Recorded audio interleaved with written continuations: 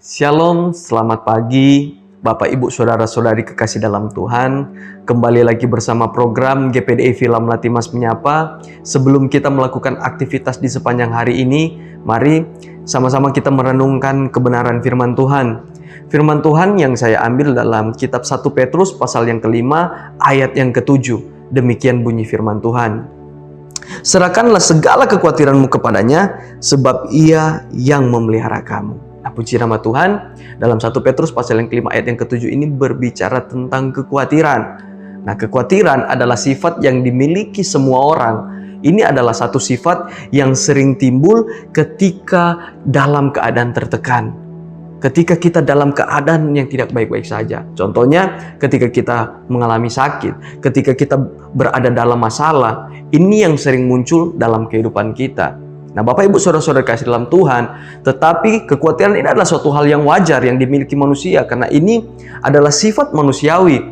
Abraham ketika dia khawatir akan hartanya akan diberikan kepada Eliasar karena dia belum mempunyai anak, dia mengalami yang namanya kekhawatiran.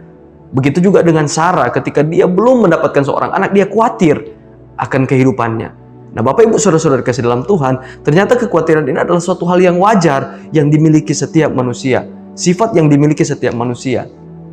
Nah, Bapak Ibu Saudara-saudara kasih dalam Tuhan, tetapi apa yang membuat kekhawatiran yang timbul dalam kehidupan kita menjadi tidak wajar?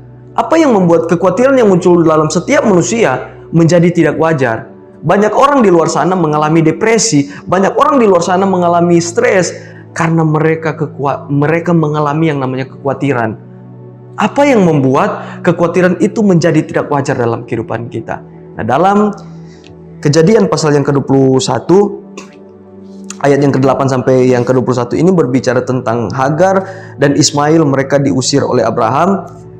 Dan di ayat yang ke-15 dan ke-16 ini ketika mereka berada di padang gurun, di situ firman Tuhan katakan, ketika air yang dikirbat itu habis, dibuangnyalah anak itu ke bawah semak-semak dan ia duduk agak jauh, kira-kira sepemana jauhnya, sebab katanya, tidak tahan aku melihat anak itu mati. Sedang ia duduk di situ, menangislah ia dengan suara nyaring. Apa yang membuat kekhawatiran itu menjadi tidak wajar dalam kehidupan kita? Yang pertama, kekhawatiran itu membuat Hagar overthinking. Kekhawatiran akan membuat setiap kehidupan kita overthinking. Sehingga di ayat yang ke-16 ini, Hagar katakan, dan ia duduk agak jauh, kira-kira sepemana jauhnya, sebab katanya, tidak tahan aku melihat anak itu mati. Hagar sudah memikirkan sesuatu hal yang sebenarnya tidak akan terjadi. Tuhan sudah menjanjikan Ismail akan menjadi orang yang luar biasa. Tuhan sudah menjanjikan Ismail akan menjadi sesuatu hal yang luar biasa. Tetapi ketika Hagar mengalami yang namanya kekhawatiran, dia overthinking. Dia memikirkan hal-hal yang sebenarnya tidak akan terjadi. Ini yang akan sering terjadi dalam kehidupan kita. Ketika kita mengalami dalam keadaan tertekan, ketika kita mengalami keadaan yang tidak baik-baik saja, seringkali kita memikirkan sesuatu hal yang tidak akan pernah terjadi. Apa yang membuat Hagar mengalami yang namanya kekhawatiran menjadi tidak wajar? Yang pertama, membuat Hagar overthinking. Yang kedua, di ayat yang 19, lalu Allah membuka mata Hagar sehingga ia melihat sebuah sumur. Ia pergi mengisi kirbatnya dengan air, kemudian diberinya anak itu minum. Yang kedua, yang membuat kekhawatiran itu menjadi tidak wajar. Yang kedua, karena kekhawatiran akan membuat kita tidak melihat mujizat Tuhan.